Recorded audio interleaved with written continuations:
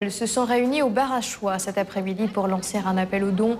Des vivres vont par ailleurs être bientôt acheminés. 500 cartons qui contiennent des denrées de première nécessité.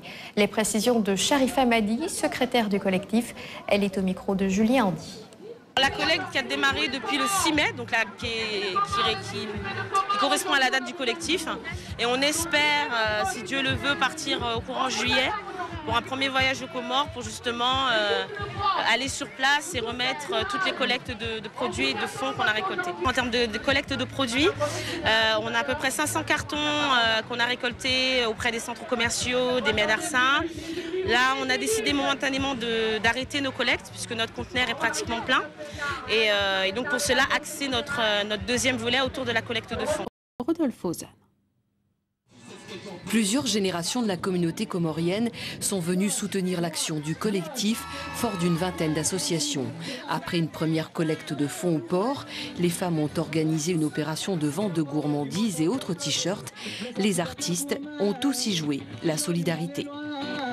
On est en train de mettre en place une stratégie pour partir très bientôt, l'idéal avant le Ramadan, donc 20 juillet, pour déjà effectuer notre première remise de collecte, en sachant que le collectif poursuit ses actions durant plus d'1 an. On est en relation avec les municipalités sur place, le gouvernement, de manière à ce que voilà, on a fait tout un travail sur place. On se doit aussi de rendre des comptes à la population réunionnaise. Plus de 46 000 sinistrés, 9 000 sans-abri. Le gouvernement comorien a fait appel à la communauté internationale. L'aide s'est aussitôt mise en place à La Réunion.